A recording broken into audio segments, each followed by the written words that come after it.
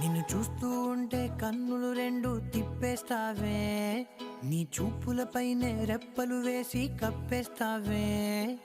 కనిపించని దేవుణ్ణే కన్నార్పక చూస్తావే, కన్నుల ఎదుటే నేనుంటే కాదంటున్నావే.